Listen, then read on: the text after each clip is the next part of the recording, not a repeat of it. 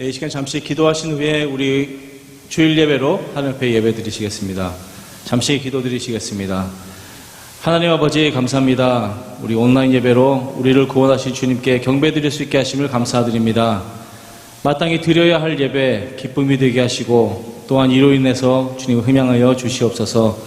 주님 감사드리며 예수님의 이름으로 기도드렸사옵나이다. 아멘.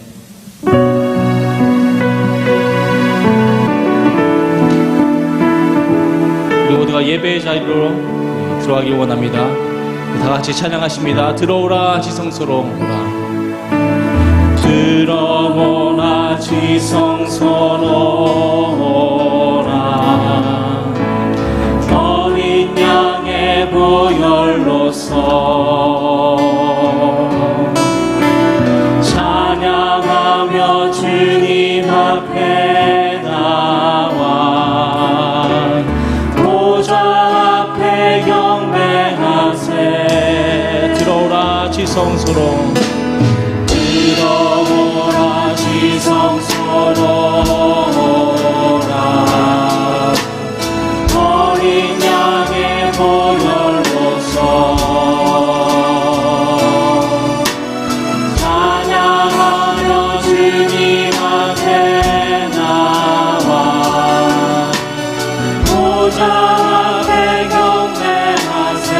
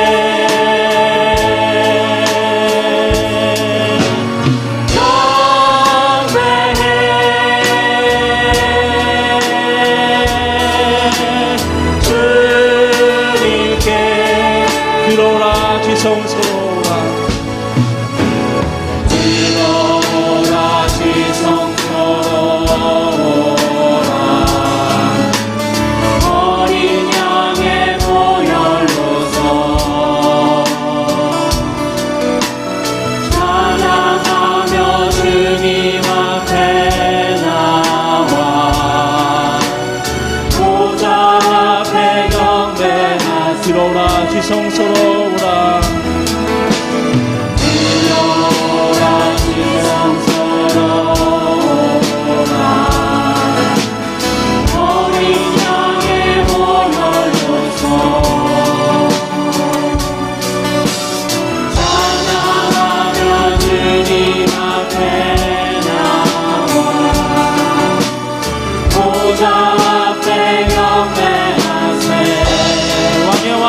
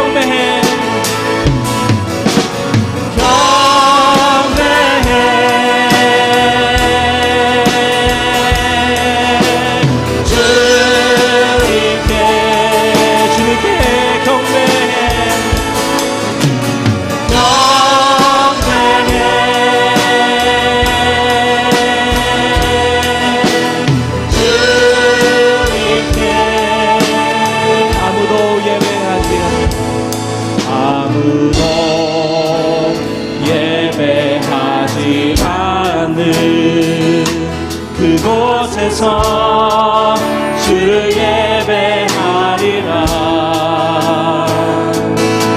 아무도 찬양하지 않는 그곳에서 나 주를 찬양하. 누구도 헌신하지 않는 누구도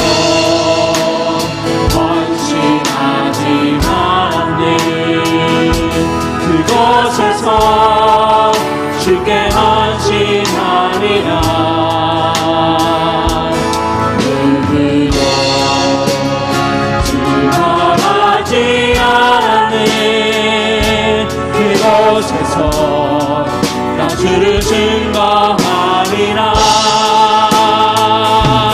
내가 받는 모든 다 주를 예배하게 하소서.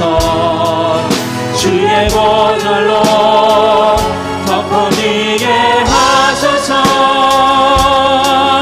내가 선이고 주의 거룩한 곳 되게 하소서. 주의 향기로 물들이소서. 아무도 예배하지 않는 예배하지 않는 그곳에서 주를 예배하리라. 아무도 찬양하지 않는 그곳에서 나 주를 찬양하리. 누구도 헌신하지 않는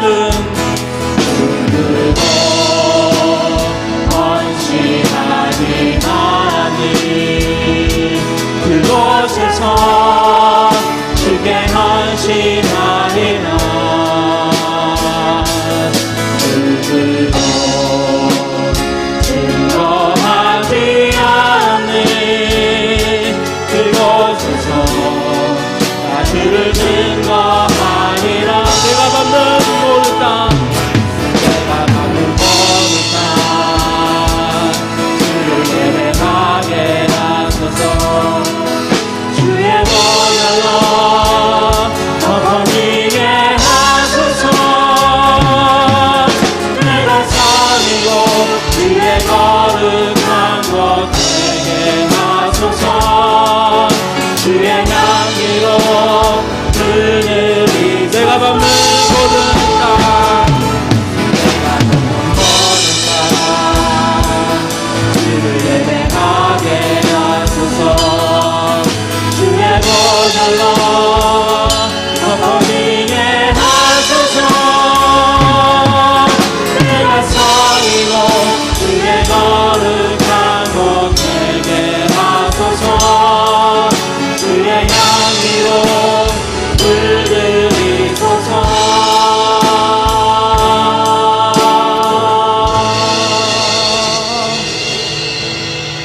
우리 영광 찬양, 내 눈 주의 영광을 보내 우리 주님께 찬양 올려드리시겠습니다.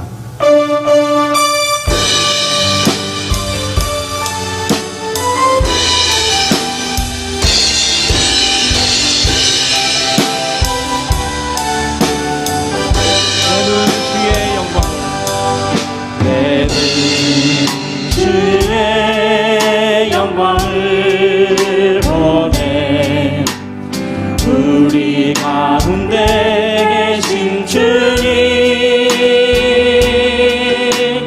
그 빛난 영광 온 하늘 덮고 그 찬송 온 땅 가득해. 내 눈 주의 영광을 보내 찬송 가운데 서신 주님, 주님의 얼굴을 온 세상 나만에 권능의 발을 드셨네. 주의 영광 이곳에 가득해. 우린 섬에 주님과 함께 찬양하며 우리는 전진하리. 모든 열방 주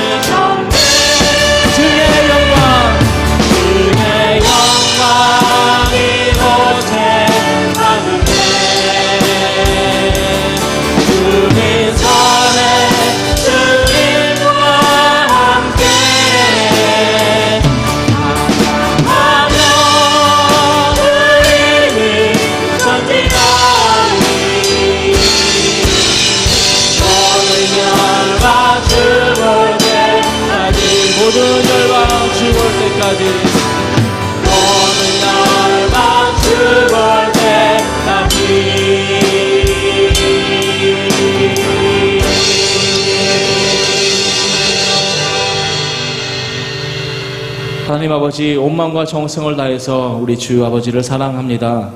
저희가 무엇이건데 우리 주님께서 저희를 사랑하시며 근원의 계획의 초점을 저희에게 맞추시는지 그 은혜를 생각할 때마다 감사의 찬양을 올려드립니다. 주님께서 다시 오셔서 우리를 맞이할 것을 믿사오니 오늘도 변절되지 않는 믿음으로 굳게 서기를 원합니다. 세계의 주권자는 우리 주 하나님이신 것을 믿사오니 사람의 머리 위에 주님의 계획하시고 운행하심을 깨닫게 하시고 또한 말씀의 반석 위에 우리의 삶이 세워지도록 주님 인도하여 주시옵소서. 세상의 지혜보다도 하나님의 말씀을 더 사랑하게 하시고 그것을 통해서 우리의 삶이 운행되는 나침판이 되게 하여 주시옵소서. 또 주님의 이름을 높여드리며 감사드리며 예수님의 이름으로 기도드렸사옵나이다. 아멘.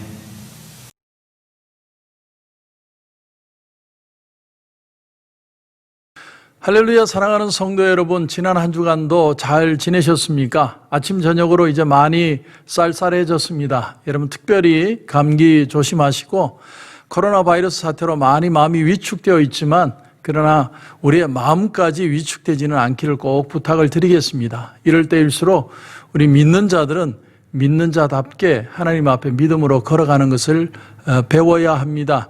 하나님이 우리를 버리지 않으시고 우리와 함께 하시고 그리스도의 날까지 우리를 지키실 것입니다. 여러분이 꼭 기억하시고 절대로 마음에 낙심하거나 좌절하거나 또 염려하거나 두려워하거나 그렇게 할수록 사실은 사람은 더 위축되게 되어 있습니다. 믿음으로 꼭 승리하시기를 부탁을 드리겠습니다. 오늘 광고 말씀을 전해드립니다. 오늘부터 오전 8시에 농구장에서 일부 예배만 드려집니다. 지난번 광고도 제가 한번 드린 것 같은데 오전 8시 농구장에서 딱 한 번 예배를 드립니다.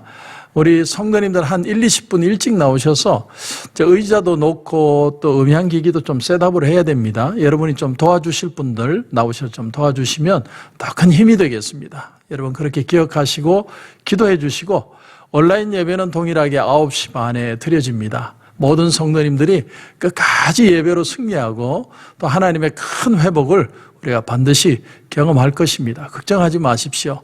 하나님이 꼭 승리하게 하실 것입니다. 믿음으로 꼭 승리하시기를 주님의 이름으로 축원합니다. 감사합니다.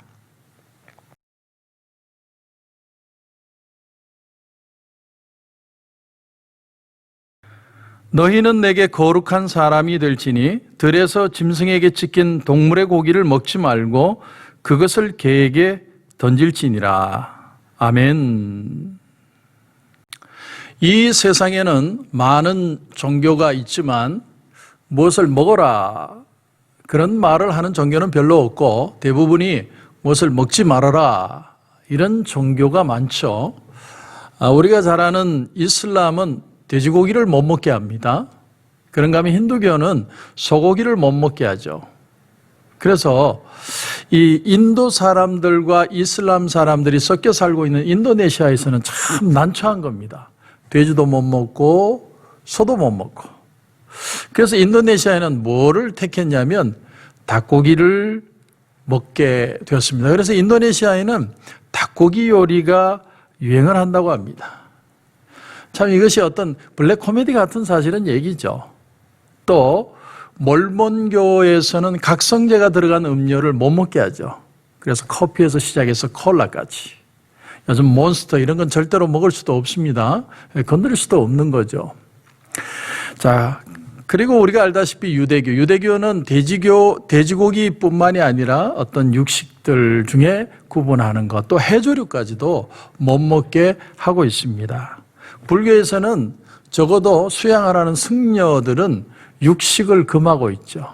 그런데 유일하게 먹는 것을 금하지 않는 종교가 기독교입니다. 자, 그러면 왜 이렇게 종교가 이렇게 음식을 금하게 되었을까? 우리가 그걸 다 알 수는 없지만 오늘날 우리가 이 종교를 떠나서 무엇의 이름으로 우리는 음식을 규제하고 있느냐? 오늘날은 우리가 다이어트, 건강을 위해서 우리는 음식을 규제하고 있습니다. 건강검진이 끝나고 나서 닥터가 선생님은 뭐든지 먹으셔도 괜찮습니다. 그래서 다 드십시오. 콜라든 뭐든 다 먹어도 상관없습니다. 그렇게 말하는 닥터가 있다면 저는 존경할 겁니다. 왜? 닥터들은 대부분은 이렇게 얘기하거든요. 당신은 당을 위해서 또 콜레스테롤 때문에 앞으로 기름진 거, 콜라 이런 거 절대 드시면 안 됩니다. 그게 대부분의 우리 의사 선생님들이 하는 말이죠. 요즘은 백색 공포라고 그러죠. 백색 공포. 설탕, 소금, MSG 먹으면 안 된다. 아니 그러면 이 세상에 뭘 먹고 삽니까? 설탕도 못 먹고 소금도 못 먹고 무슨 재미로 이 세상을 삽니까? 사실은 기가 막힌 얘기거든요. 그런데 여기다가 덧붙여서 내가 살을 빼기 위해서 내가 살을 빼지 않으면 그 사람은 마치 건강해지려는 의지가 없는 사람처럼 보이는 시대를 살아갑니다. 내가 살을 빼려고 노력을 하고 애를 쓰고 그러는 게 아니라 막 음식을 열심히 잘 먹으면 저 사람은 도덕적으로 문제가 있다. 의지가 없는 사람이다. 이렇게 치부되는 시대를 우리가 살아갑니다. 도덕적인 훈계까지 받죠. 그런데 신약 성경에 보면 디모데전서 4장 3절 이하에 이런 말씀이 나옵니다. 어떤 음식물은 먹지 말라고 할 터이나 음식물은 하나님이 지으신 바니 믿는 자들과 진리를 아는 자들이 감사함으로 받을 것이니라. 하나님께서 지으신 모든 것이 선함에 감사함으로 받으면 버릴 것이 없다. 이렇게 표현합니다. 이걸 다른 말로 하면 음식의 복음이라고 표현할 수도 있을 거예요. 감사함으로 먹으면 뭐든지 먹어도 좋다. 이게 복음이죠. 음식의 복음. 자, 그러면 왜 하나님은 구약에서는 모세 율법에서는 여러 종류의 음식을 금하셨을까? 우리의 어떤 건강을 위해서, 우리의 어떤 그 영양을 위해서, 우리 인간의 몸을 위해서 하나님이 금하셨을까? 우리가 생각해 볼 필요가 있습니다. 제가 몇 달 전에도 설교 중에 예로 들었는데 이상구 박사님이 구약의 음식, 구별하는 음식을 정말 먹지 않고 해서 건강할 수 있다라는 얘기를 해서 대히트를 친 적이 있죠. 정말 그렇다면 이 구약에 금지했던 그 음식들은 인간의 건강을 위해서 하나님이 금지하신 것일까? 왜냐하면 신약 성경에 분명히 제가 조금 전에도 얘기했지만 감사하면서 먹으면 버릴 것이 없다고 말씀을 했거든요. 그런데 왜 구약엔 금지하느냐는 거예요. 자, 베드로에게도 하늘로부터 보자기가 내렸는데 보자기 환상에 보니까 수많은 먹지 못할 그런 동물들이 있고 그걸 하나님이 먹으라고 그러죠. 짐승들을. 물론 그것은 고넬료 집안, 이방인들을 향한 그 전도, 선교에 대한 환상이었지만 클린과 언클린, 정결함과 부정함.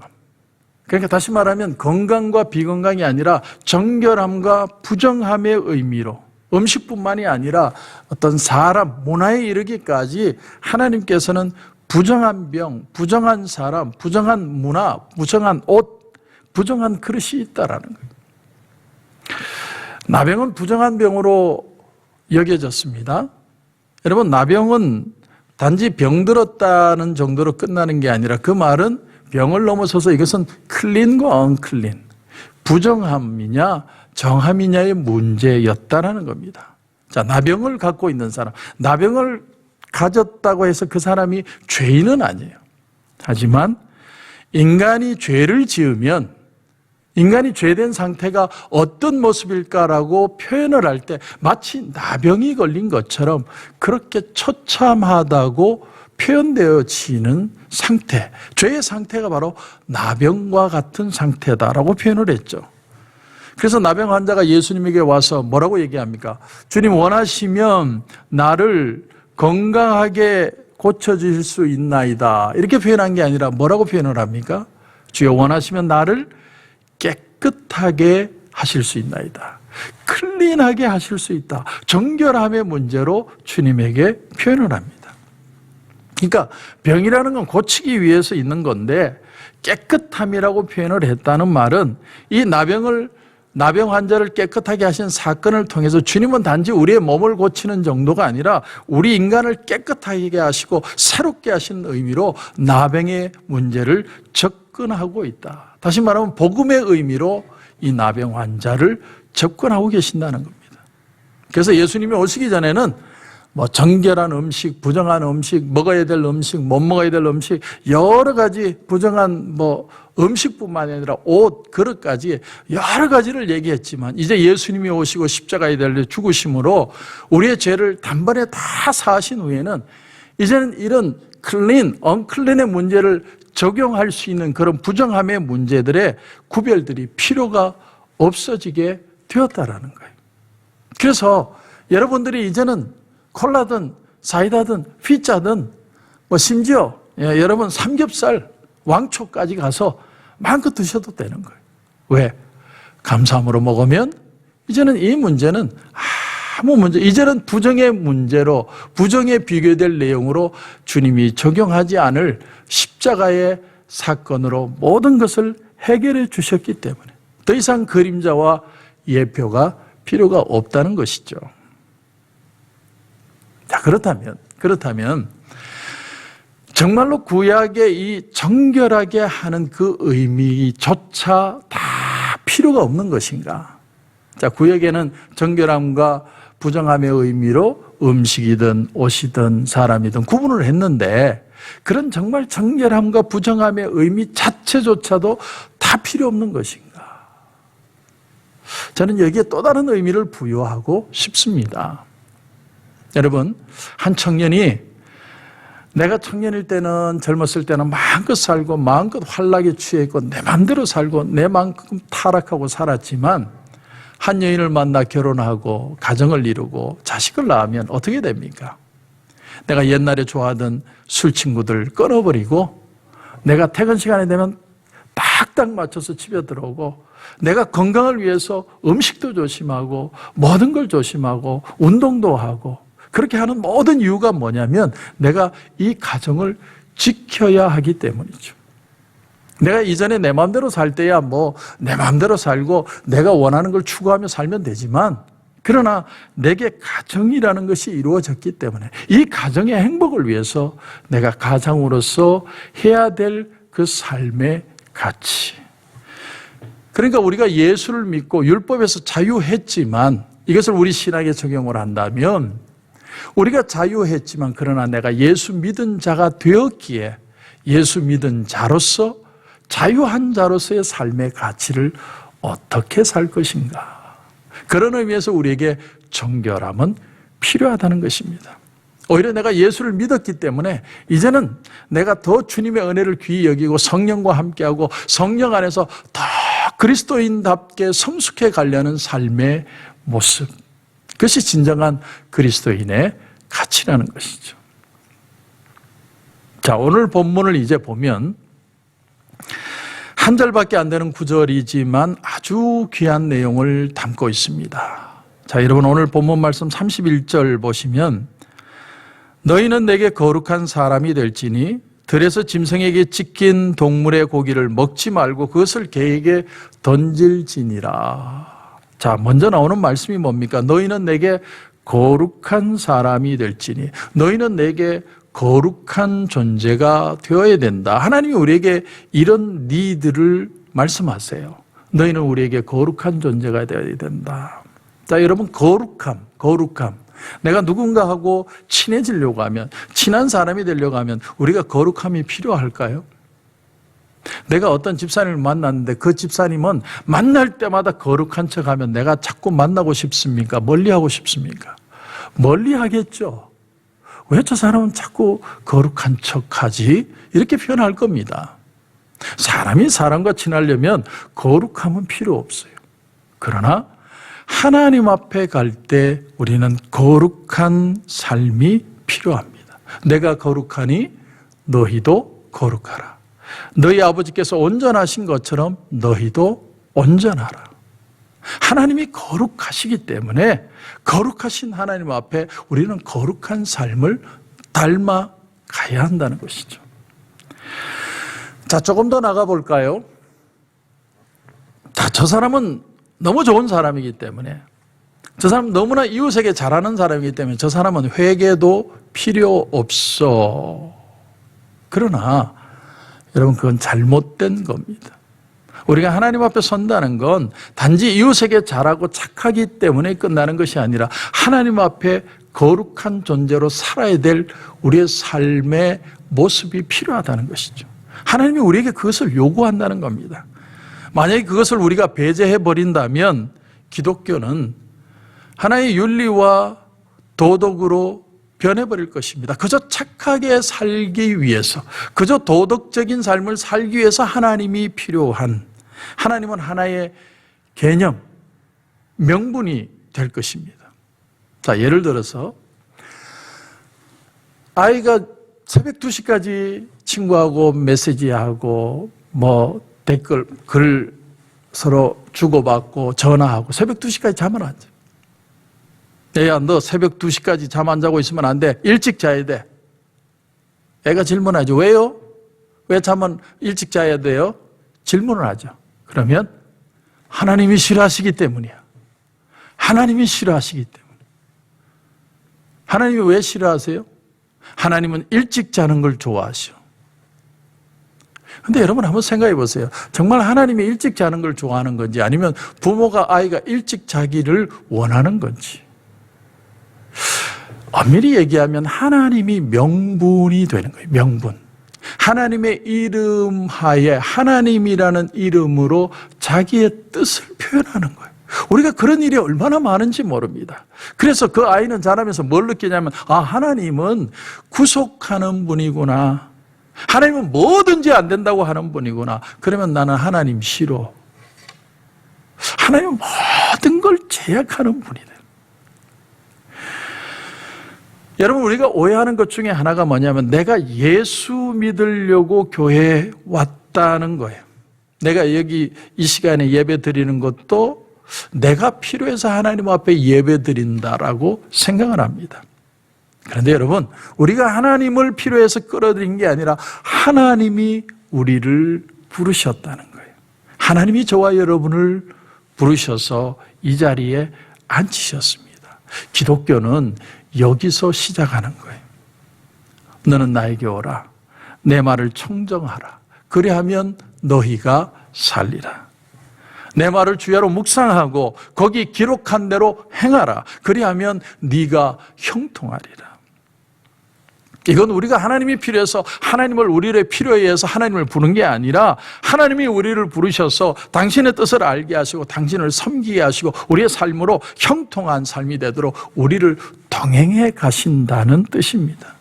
그러니까 여러분이 누군가를 위안해 주려고, 저를 위해서 교회 나오시는 것도 아니고, 여러분이 대신 하나님 보시기에 하나님이 좀 안쓰러우시겠다. 그래서 내가 하나님 위해서 교회 나오는 것도 아니고, 하나님이 우리를 초청하시고 하나님이 우리를 부르시고 하나님이 은혜 주셔서 오늘도 저와 여러분을 콜링하고 계신다는 거예요.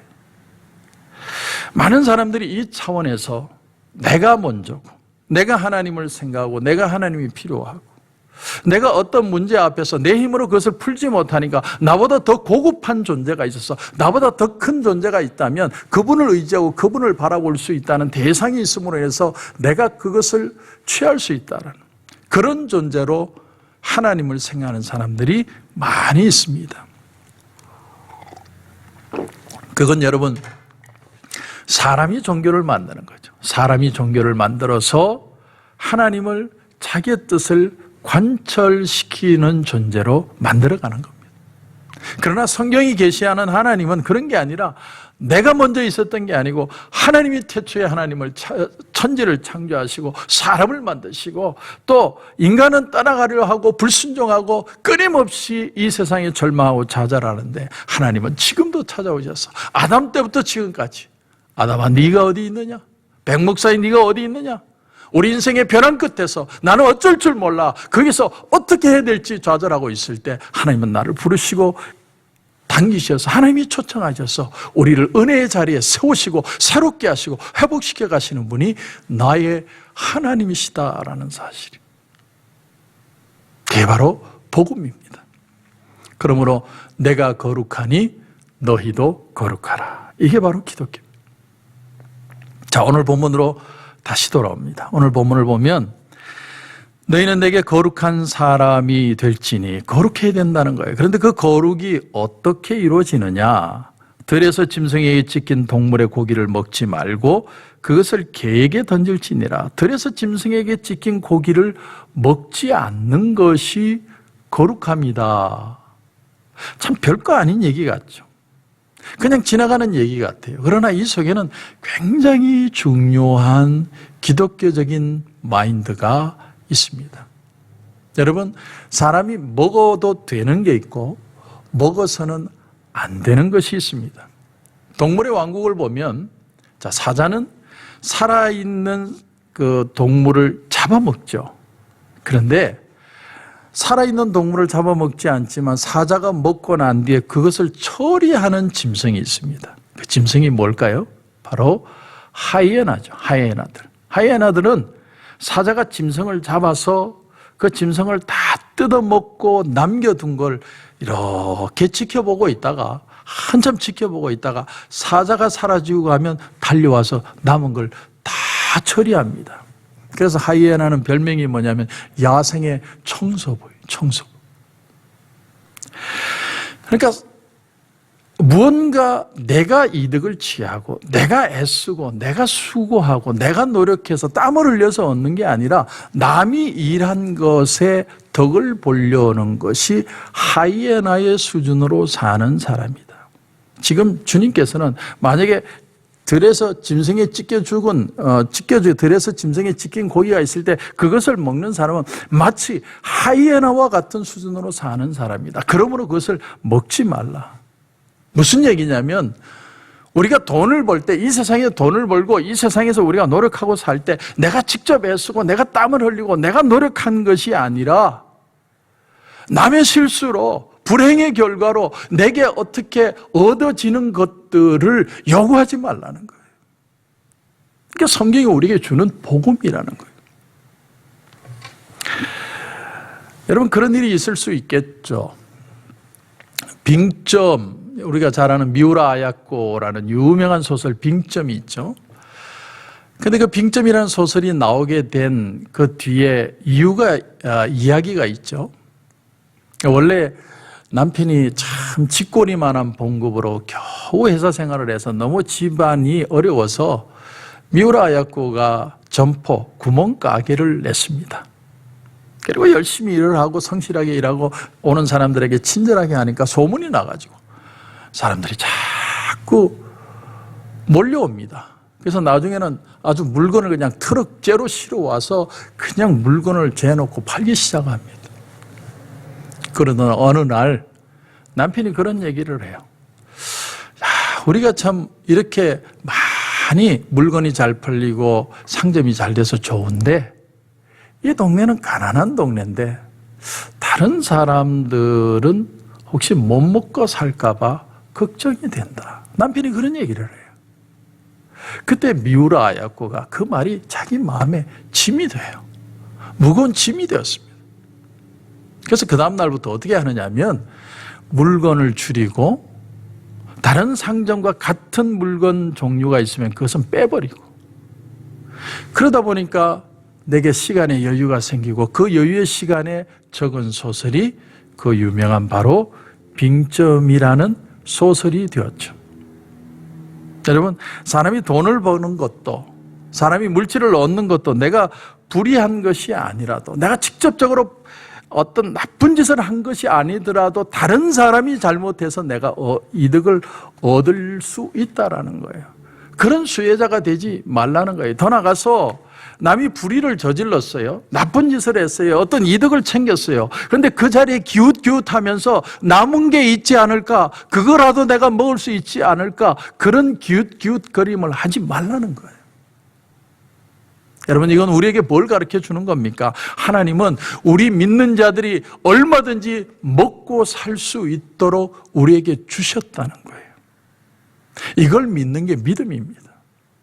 그것을 성경은 분깃이라고 표현도 하고 달란트라고도 표현을 합니다. 하나님은 우리가 성실하게 이 세상에 살면 먹고 살 수 있도록 충분한 것을 하나님이 주셨다는 거예요. 우리에게 주셨다. 이걸 믿는 게 진짜 믿음이라는 거예요. 코로나 사태로 막 이렇게 세상이 더 어려워지고 더 나쁜 소식만 들리는데 아이고 이러다가 우리 죽겠다. 그렇게 생각하는 건 불신이라는 거예요. 하나님이 어려운 가운데도 우리를 지켜주시고 우리가 믿음으로 하나님 앞에 서고 하나님 앞에 끝까지 매달리고 믿음으로 승리하는 삶을 하나님이 기뻐하신다는 거예요. 왜? 하나님이 우리를 책임지시기 때문에. 우리만 책임지는 게 아니라 이 세상의 모든 것도 하나님이 주관하시기 때문에 하나님이 회복하실 것이라는 것을 우리가 믿는 거죠. 우리가 남의 것을 빼앗아서까지 남이 불의로 취한 것을 거기 가서 한 점 얻어 먹어보려고 거기에 기웃거리는 그런 행동은 마치 하이에나가 짐승에 남은 걸 뜯어먹는 것처럼 짐승보다도 못한 행동이에요. 여러분 탕자가 돼지가 먹는 쥐엄 열매를 너무나 배가 고프니까 먹죠. 그건 탕자가 돼지가 된 건 아니에요. 하지만 쥐엄 열매를 먹는 순간 돼지와 같은 존재가 돼버린 겁니다. 돼지는 아니지만 쥐엄 열매를 먹는 순간 돼지와 같은 존재로 전락해버린 거죠. 히브리 사람들에게 돼지는 가장 천한 동물입니다. 그럼 뭘 말하냐면 인간이 가장 천한 자리로 처해버렸다라는 거예요. 하나님을 떠난 인생이 얼마나 낮고 천한 존재로 전락해버릴 수 있는가를 보여주는 거예요. 하나님을 떠나는 사람. 거룩함이라는 건 뭡니까? 하나님께로 가까이 가는 거죠. 우리가 이런 식으로 먹고 살지 않아도 얼마든지 하나님이 나를 먹이신다. 그러므로 불의하게 남이 이득을 취한 것을 나도 이득을 취할까 봐 거기에 가서 기웃거리지 말아라. 거기서 혜택을 얻으려고 하지 말라는 겁니다. 여러분, 수가성 우물가의 여인, 그 여인이 사실은 결국 문제는 영적인 문제죠. 그런데 그녀에게 드러난 현상은 뭐예요? 외로움의 문제였죠. 외로웠습니다. 그래서 5 남자를 만났지만 지금 사는 남자, 6번째 남자도 이 여자의 욕구를 채워주지 못함. 그 외로움, 그 고독함, 만족하지 못함. 그런데 주님이 찾아와서 그 여자에게 어떤 결혼에 대한 카운슬링을 하지 않아요. 네가 이번에 만난 남자는 절대로 놓치면 안 된다. 네가 조금 힘들더라도 그거는 참아 넘겨야 돼. 세상 별 남자 있냐? 예수님이 그렇게 부부 상담을 해주지 않으셨어요. 놀랍지 않습니까? 주님은 오히려 이렇게 얘기하십니다. 요한복음 4장 13절에 보면 이 물을 마시는 자마다 다시 목마르려니와. 이 물이라는 건 단지 수가성의 물만을 말하는 게 아닙니다. 이 세상에 사람들이 찾는 모든 니들을 가지고 찾는 욕구, 욕정, 욕망, 아무리 찾고 그 갈급함을 채우려고 해도 시원함을 인간들은 얻지 못한다는 거예요. 내가 노력하고 수고해서 아무리 채워도 진정한 만족이 우리 속에 없다는 겁니다. 그런데 14절에 내가 주는 물을 마시는 자는 영원히 목마르지 아니하리니. 주님이 주시는 생명의 물, 은혜의 물, 성령의 물, 그 진정한 하나님의 은혜의 감동하심의 역사, 우리의 영혼을 만족케 하는 은혜의 만족함이 오면 진정한 우리 인생의 가람들은 해결되고야 말 것이라는 거예요. 인간의 문제 자체를 하나님이 부정하는 게 아니라 그 문제를 해결하고도 남을 것이 바로 하나님의 은혜에 있다는 것을 우리에게 가르쳐주고 있다는 것입니다. 빌립보서 1장 6절에 보면 너희 안에서 착한 일을 시작하신 이가 그리스도 예수의 날까지 이루실 줄을 우리는 확신하노라. 너희 안에서 착한 일을 시작하신 이가, 이 사람이 누굽니까? 이분이 누굽니까? 바로 하나님이시죠. 그런데 그 하나님이 언제까지요? 그리스도 예수의 날까지. 그날이 언제입니까? 마지막이죠. 이 세상 마지막. 하나님이 마지막까지 우리를 책임지신다는 거예요. 한번 시작하라면 그 일을 이루신다는 거예요. 이걸 가리켜서 하나님의 미쁘심이라고 표현해요. 인테그리티 하심이에요. 하나님은 뭘 시작했다는 말은, 다시 말하면 하나님은 이루신다는 걸 뜻한다는 거예요. 왜? 하나님은 너무나 신실하시기 때문에. 그 하나님이 우리에게 한번 일을 시작하셨습니다. 그러므로 우리의 연약함이나 우리 인간의 부족함이나 인간의 답답함이나 인간의 좌절함이나 어떤 사단의 어떤 역사나 그런 것들이, 세상의 어떤 것들이 하나님의 역사를 막지 못한다는 거예요. 그래서 이루실 줄을 우리는 확신하노라. 내 마음에 확신이 필요하다. 확신. 이게 뭡니까? 바로 믿음이라는 거죠. 믿음. 이것을 확신하지 못하는 것이 바로 불신이라는 거예요. 불신.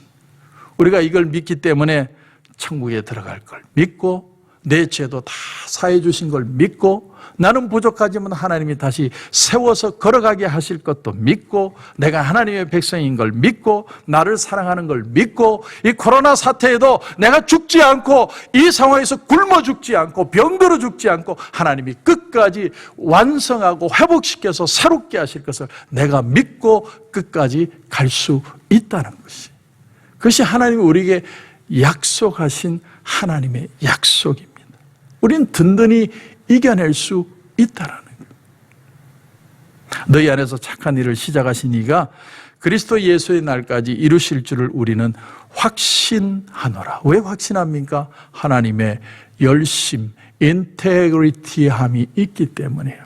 내 인테그리티함이 아니에요. 내가 얼마나 착하고 내가 성실하냐가 아니에요. 우리는 하나님께로 더 가까이 가는 거예요. 그러면 하나님의 신실하심이 이 일을 이루어 내시는 거예요. 그러므로 우리에게는 뭐가 필요합니까? 믿음은 바라는 것들의 실상이요 보지 못하는 것들의 증거라. 보지 못하는 것들의 증거. 그게 바로 믿음이죠. 믿음. 우리는 끝까지 믿음을 가지고 가는 거예요. 그래서 이루실 것을 우리가 확신하노라. 내가 믿노라, 이런 말입니다. 여러분, 엘리자베스 테일러가 할머니, 이제는 죽었지만 할머니인데도 엘리자베스 테일러가 화장을 한번 하면 완벽하게 할 때까지 몇 시간을 공을 들인다고 그러죠. 그래서 한 번은 밖에 파파라치들이 몇십 명이 밖에서 기다리고 있고, 또 수백 명의 그의 팬들이 밖에서 기다리고 있는데 결국은 안 나갔다고 그래요. 왜? 화장이 완벽하지 않았어. 화장이 완벽하지 않았어. 그건요, 자신도 불행하고 다른 사람도 불행하게 만드는 인생이죠. 알버트 슈바이처 박사는 우리가 아프리카를 위해서 일생을 바친 선교사라고만 그렇게 생각을 하지만 그 사람은 유명한 신약 박사입니다. 신약학을 전공을 했어요. 신약. 그래서 이 신약 그 주석책을 보면 알버트 슈바이처 이름이 꼭 들어가 있어요. 그만큼 유명한 사람이에요. 그리고 그런가 하면 그는 세계적인 오르가니스트입니다. 나중에는 오르겐을 그 아프리카까지 실어 날랐다고 그러죠. 아무것도 없는 오지에서 오르간을 쳤다고 그래요. 그런 사람이 중년에 이르러서 이런 생각을 한 겁니다. 이게 다가 아니다. 이게 다가 아니다. 그렇다면 나는 어떻게 할 것인가? 그래서 40이 넘어서 그가 한 공부가 의학 공부였어요. 의사가 되었습니다. 40이 넘어서. 보통 사람들은 할 수도 없는 일이죠. 그러나 알버트 슈바이처는 이 일을 했습니다. 왜? 이게 다가 아니다라는 생각 때문에. 여러분, 알버트 슈바이처는 내 인생이 후회하는 인생이 되지 않기를 바랬기 때문에 이게 다가 아니다고 생각하고 무언가를 추구하기 시작했다는 거예요. 여러분, 이 절박한 시대에 우리가 후회할 삶이 뭘까요? 우리가 모든 게 다 무너지고 모든 게 다 흐트러지는 이 사태의 진짜는 뭘까요? 여러분, 오늘 말씀은 우리에게 말합니다. 들에서 짐승에게 찢긴 고기를 너희들이 먹으려고 하지 마라. 하나님 앞에 거룩을 이루는 삶을 살아야 한다. 왜? 하나님은 신실하시기 때문에. 신실하신 하나님을 붙들고 다시 믿음으로 끝까지 그리스도의 날까지 이루실 줄을 확신하며 승리하시는, 저와 여러분이 되시길 주님의 이름으로 축원합니다. 기도드리겠습니다. 하나님 은혜를 감사합니다. 우리가 들에서 찢긴 짐승을 먹지 않는 것처럼 남이 일해서 얻은 고기, 남이 일해서 얻은 이익, 불의로 얻은 이익을 우리가 기웃거리지 않고 하나님이 내게 일용할 양식 주심을 믿고 내가 오늘도 하나님이 지켜주심을 믿고 하루를 살아가게 해주심을 감사합니다. 하나님, 오늘 하루도 내가 믿음으로 사는 사람이 되게 하여 주옵소서. 우리 속에 착한 일을 시작하신 이가 그리스도 예수의 날까지 우리에게 정말 그 행하실 일을 이루실 것을 우리는 확신합니다. 확신합니다. 하나님이 이루어 주실 줄 믿습니다. 그러므로 이 코로나 사태에도 우리의 마음이 흔들리지 않고 믿음으로 꼭 승리하는 우리 모든 성도들 되게 하여 주시옵소서. 오늘도 하나님 우리에게 귀한 은혜 주심을 감사하며 예수님의 이름으로 기도드립니다. 아멘.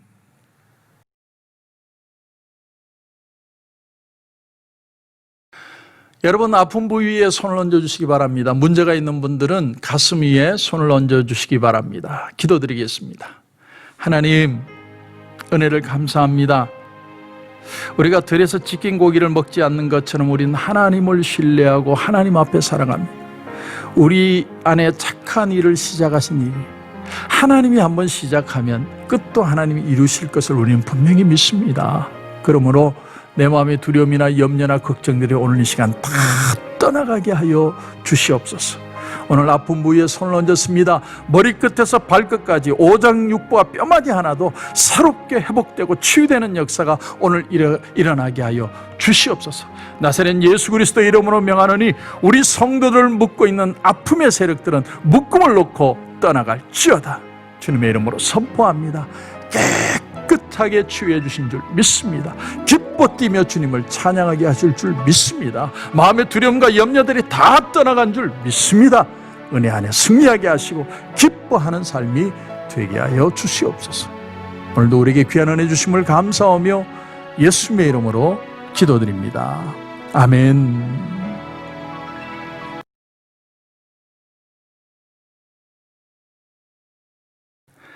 하나님 은혜를 감사합니다. 오늘 하나님 앞에 귀한 예물 올려드립니다. 어렵고 힘든 시대를 살지만 하나님이 한번 시작하신 일은 하나님이 이루실 것을 우리가 분명히 믿습니다. 우리가 이 세상을 살아온 것이 내 힘으로 살아온 것이 아니라 하나님이 살게 하시고 오늘도 살게 하시고 앞으로도 영원히 하나님이 같이 가주실 줄 믿습니다. 오늘 11조로 감사로 선교로 구제로 건축으로 비전으로 주일 헌금으로 일일이 구별하여 하나님 앞에 올려드립니다. 드리는 손길들마다 만배의 복으로 하나님 채워주시고 마음속에 하나님 한 분으로 든든한 마음을 주시옵소서. 이 세상에 아무리 시련의 바람이 불어도 우리 속에 착한 일을 시작하신 분은 하나님이고 하나님이 그리스도의 날까지 그날까지 우리를 이루실 것을 확신하는 시작하신 일을 이루실 것을 확신하는 그런 축복의 역사가 우리 가운데 일어나게 하여 주옵소서. 하나님 담대하게 하여 주옵소서. 믿음으로 승리하는 우리 성도들 되게 하시고 그 가나안 땅에 처음 입성하여 아브라함이 하나님 앞에 제단을 쌓은 것처럼 우리는 어떤 상황에서도 하나님 앞에 예배자가 되게 하시고 예배로 승리하는 우리 성도들 다 되게 하여 주시옵소서. 오늘도 하나님 우리에게 귀한 은혜 주심을 감사하며 예수님의 이름으로 기도드립니다. 아멘.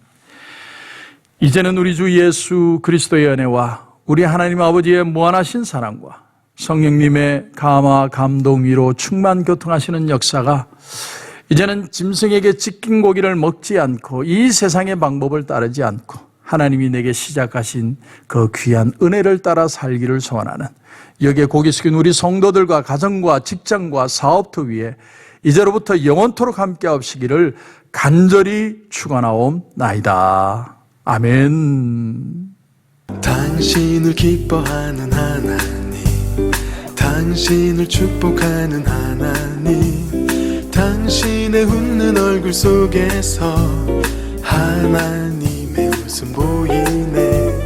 당신의 길을 아는 하나님, 당신의 마음을 아는 하나님, 당신이 행복할 수 있도록 하나님 돌보시네. 그 하나님 신실하시고 그 많은 사랑 당신에게 주길 원하네. 그 하나님 하늘에 쌓은 새로운 소망을 당신에게 준다네.